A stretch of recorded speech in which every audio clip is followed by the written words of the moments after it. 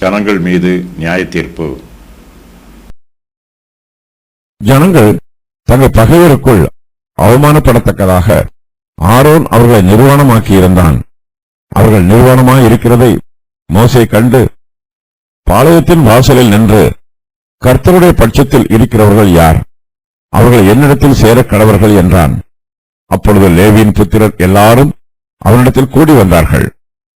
அவன் அவர்களை நோக்கி, உங்களில் ஒவ்வொருவனும் தன் பட்டயத்தை தன் அறையிலே கட்டிக்கொண்டு பாளையம் எங்கும் உள்ளும் புறம்பும் வாசலுக்கு வாசல் போய் ஒவ்வொருவனும் தன் தன் சகோதரனையும் ஒவ்வொருவனும் தன் தன் சிநேகிதனையும் ஒவ்வொருவனும் தன் தன் அயலானையும் கொண்டுபோட கடவன் என்று இஸ்ரவேலின் தேவனாகிய கர்த்தர் சொல்லுகிறார் என்றான்.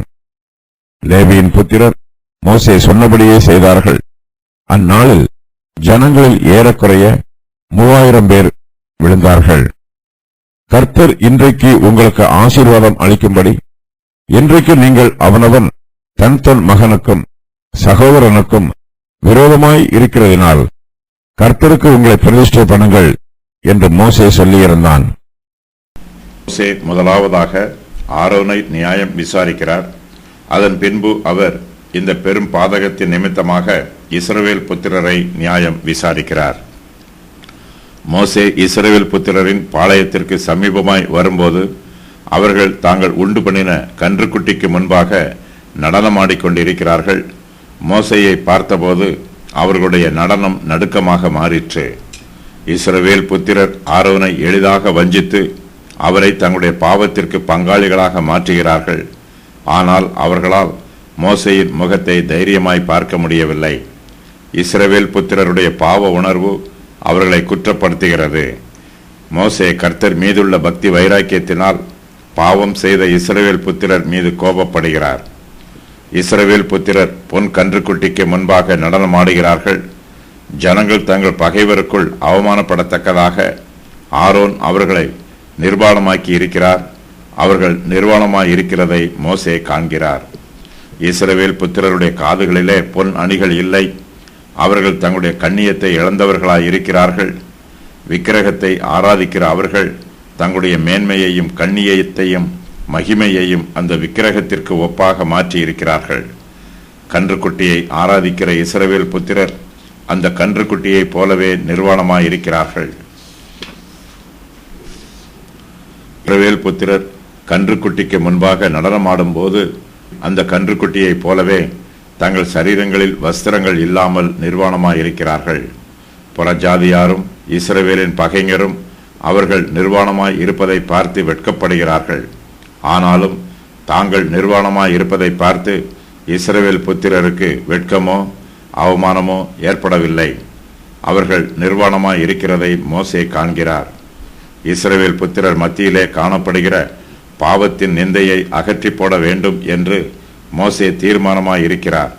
அவர்களுடைய பாவங்களை மூடி மறைப்பதினால் அவர்களுடைய நிந்தை அவர்களை விட்டு நீங்காது. அவர்களை தண்டிப்பதினாலேயே அவர்களுடைய நிந்தை அவர்களை விட்டு நீங்கும். பாவத்தின் சம்பளம் மரணம்.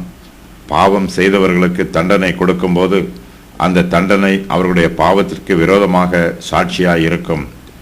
பாவம் செய்தவர்களை தண்டிக்க வேண்டும் என்று மோசே விரும்புகிறார். பாவிகளை கர்த்தரும் தண்டிக்கிறார். நாதாபும் அபியூவும் கர்த்தருக்கு அந்நிய அக்கினியை காண்பித்த போது கர்த்தருடைய கரம் அவர்களை கொன்று போட்டது. இஸ்ரவேல் புத்திரரின் பாளையத்தில் இருக்கிற அநேகர் கன்றுக்குட்டிக்கு முன்பாக தங்களை நிர்வாணப்படுத்தி நடனமாடுகிறார்கள். கர்த்தருடைய கரம் இவர்களை தண்டிப்பதற்கு பதிலாக மனுஷருடைய பட்டயம் இவர்களை தண்டிக்க வேண்டும் என்று மோசே விரும்புகிறார். விக்கிரக ஆராதனை கர்த்தருக்கு விரோதமான பாவம் என்பதை இஸ்ரவேல் புத்திரர் உணர வேண்டும். இஸ்ரவேலின் நியாயாதிபதிகள் விக்கிரக ஆராதனையில் ஈடுபட்டிருக்கிற இஸ்ரவேல் புத்திரரை தண்டிக்க வேண்டும்.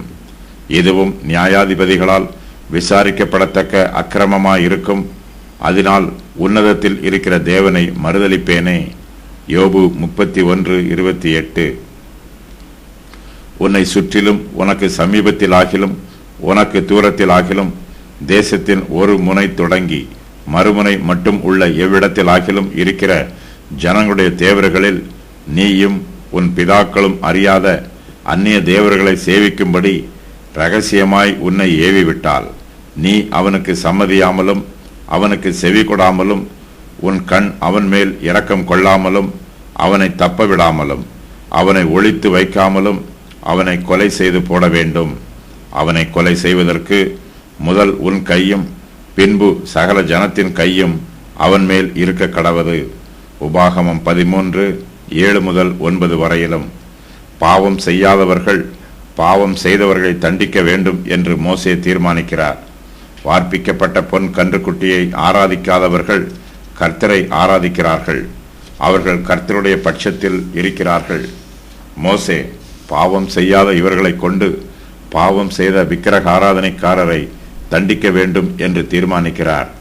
மோசே பாளையத்தின் வாசலில் நின்று கர்த்தருடைய பட்சத்தில் இருக்கிறவர்கள் யார், அவர்கள் என்னிடத்தில் சேர கடவர்கள் என்று கூப்பிடுகிறார். அப்பொழுது லேவியின் புத்திரர் எல்லோரும் மோசேயினிடத்தில் கூடி வருகிறார்கள். மோசேயின் விண்ணப்பத்திற்கு லேவியின் புத்திரர்கள் உடனடியாக செவி கொடுக்கிறார்கள். கர்த்தர் பக்கமாக இருக்க வேண்டும் என்று அவர்கள் தெரிந்தெடுக்கிறார்கள். தங்களுடைய உற்றார் உறவினர்களில் கன்றுக்குட்டியை வணங்கி தேவனுக்கு எதிராக பாவம் செய்தவர்களை அவர்கள் கொன்று போடுகிறார்கள். லேவியின் புத்திரர் மோசே சொன்னபடியே செய்கிறார்கள். அந்நாளிலே ஜனங்களில் ஏறக்குறைய 3000 பேர் விழுகிறார்கள். மோசே அவர்களை நோக்கி, உங்களில் ஒவ்வொருவனும் தன் பட்டயத்தை தன் அறையிலே கட்டிக்கொண்டு பாளையம் எங்கும் உள்ளும் புறம்பும் வாசலுக்கு வாசல் போய் ஒவ்வொருவனும் தன் தன் சகோதரனையும் ஒவ்வொருவனும் தன் தன் சிநேகிதனையும் ஒவ்வொருவனும் தன் தன் அயலானையும் கொன்று போட கடவன் என்று இஸ்ரவேலின் தேவனாகிய கர்த்தர் சொல்லுகிறார் என்று சொல்லுகிறார். லேவியர்கள் மோசேயின் பட்சத்தில் பக்தி வைராக்கியத்தோடு கூடி வருகிறார்கள். அவர்கள் கர்த்தருடைய பட்சத்தில் இருக்கிறவர்கள். மோசேயைப் போலவே லேவியரும் வார்ப்பிக்கப்பட்ட பொன் கன்றுக்குட்டிக்கு விரோதமாக எழும்பி இருக்கிறார்கள். பாவிகள் பாவிகளின் பட்சத்தில் சேருவார்கள், பரிசுத்தவான்களோ கர்த்தருடைய பட்சத்தில் கூடி வருவார்கள்.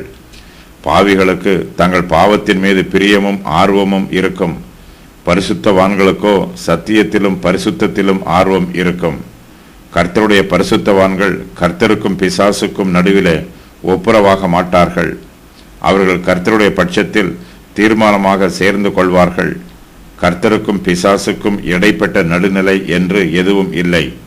கர்த்தரை ஆராதிக்கிறவர்கள் பிசாசுகளை ஆராதிக்க மாட்டார்கள்.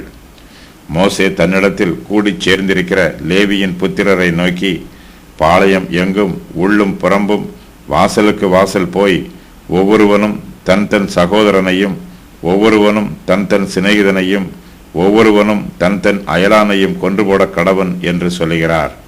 தன் தன் சகோதரன், தன் தன் சிநேகிதன், தன் தன் அயலான் என்னும் வாக்கியம் அறிமுகமான நபர்களை குறிக்கிறது. தங்களுக்கு தெரிந்த யாரெல்லாம் வார்ப்பிக்கப்பட்ட பொன் கன்றுக்குட்டியை ஆராதித்தார்களோ அவர்களை எல்லாம் லேவியர்கள் தங்கள் பட்டயத்தால் கொன்று போட வேண்டும். விக்கிரக ஆராதனைக்காரர்கள் மோசேயினிடத்தில் சேர்ந்து கொண்ட லேவியருக்கு உற்றார் உறவினராகவும் சிநேகிதராகவும் அயலகத்தாராகவும் இருந்தாலும் அவர்கள் மீது பட்சபாதம் காண்பிக்காமல் லேவியர்கள் அவர்களை தங்கள் பட்டயத்தினால் கொன்று போட வேண்டும். மோசேயினிடத்தில் சேர்ந்து கொண்ட லேவியர்கள் தங்கள் பட்டயத்தை பயன்படுத்தும் போது மிகவும் கவனமாக பயன்படுத்த வேண்டும். அவர்கள் விக்கிரக ஆராதனையில் ஈடுபட்டவர்களை மாத்திரம் கொன்று போட வேண்டும். இதற்காக லேவியர்கள் பாளையம் எங்கும் உள்ளும் புறம்பும் வாசலுக்கு வாசல் போக வேண்டும். இஸ்ரவேல் புத்திரரில் அநேகர் வார்ப்பிக்கப்பட்ட பொன் கன்றுக்குட்டியை ஆராதியாமல் பாளையத்திலே தங்கள் கூடாரத்திற்குள்ளே தங்கி இருக்கிறார்கள். இஸ்ரவேல் புத்திரர் கன்றுக்குட்டிக்கு முன்பாக வஸ்திரமில்லாமல் நிர்வாணமாய் நடனம் பண்ணுவதை பார்க்க மனதில்லாமல் இவர்கள் வெட்கமும் வேதனையும் அடைந்து தங்கள் கூடாரத்திற்குள்ளே இருந்து கொண்டு கர்த்தரை நோக்கி ஜெபம் பண்ணுகிறார்கள். மோசேயோடு கூட இருக்கிற லேவியர்கள் கூடாரத்திற்குள்ளே ஜெபித்துக் கொண்டிருக்கிறவர்களை கொன்று போடக்கூடாது. கூடாரத்திற்கு வெளியே கன்றுக்குட்டியை ஆராதிக்கிறவர்களை மாத்திரம் அவர்கள் கொன்று போட வேண்டும். லேவியின் புத்திரர் மோசே சொன்னபடியே செய்கிறார்கள். அந்நாளிலே ஜனங்களில் ஏறக்குறைய 3000 பேர் விழுகிறார்கள்.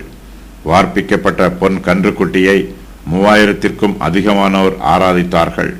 ஆனாலும் 3000 பேருக்கு மாத்திரமே தண்டனை கொடுக்கப்படுகிறது. ஒருவேளை இந்த 3000 பேரும் ஜனங்களை பாவம் செய்ய தூண்டின தலைவர்களாக இருக்கலாம். தங்கள் கூடாரங்களில் சும்மா இருந்தவர்களை இவர்கள் வெளியே அழைத்து வந்து அவர்களை கன்றுக்குட்டியை ஆராதிக்குமாறு வழிநடத்தி இருக்கலாம்.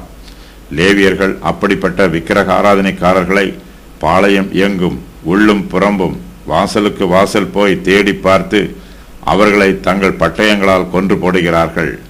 விக்கிரக ஆராதனைக்காரருக்கு வந்த சங்காரத்தை பார்த்து மற்ற இஸ்ரவேல் புத்திரருடைய மனதிலே பயமும் நடுக்கமும் திகிலும் உண்டாயிற்று. கர்த்தர் இன்றைக்கு உங்களுக்கு ஆசீர்வாதம் அளிக்கும்படி இன்றைக்கு நீங்கள் அவனவன் தன் தன் மகனுக்கும் சகோதரனுக்கும் விரோதமாயிருக்கிறதினால் கர்த்தருக்கு உங்களை பிரதிஷ்டை பண்ணுங்கள் என்று மோசே லேவியருக்கு ஏற்கனவே சொல்லி இருக்கிறார். இந்த வாக்கியத்தில் பிரதிஷ்டை பண்ணுதல் என்னும் வார்த்தைக்கு 2 எபிரேய வார்த்தைகள் பயன்படுத்தப்பட்டிருக்கின்றன. அவையாவன மலே, யாத் என்பனவாகும். இவ்விரண்டு எபிரேய வார்த்தைகளுக்கும் சேர்த்து உங்கள் கைகளை நிரப்புங்கள் என்று பொருள் கூறலாம். ஆசாரியர்கள் தங்களுடைய கைகளில் பிரதிஷ்டையின் காணிக்கைகளை நிறைய வைத்திருக்க வேண்டும். அந்த நாளுக்கு அவர்கள் ஆசாரியர்களாக பிரதிஷ்டை பண்ணப்பட வேண்டும். தேவனுக்கு எதிராக கலகம் பண்ணுகிற சகோதரரையும் குமாரரையும் சங்காரம் பண்ணுவதற்கு அவர்கள் கைகளில் பட்டயங்கள் இருக்க வேண்டும் என்றும் இதற்கு பொருள் கூறலாம்.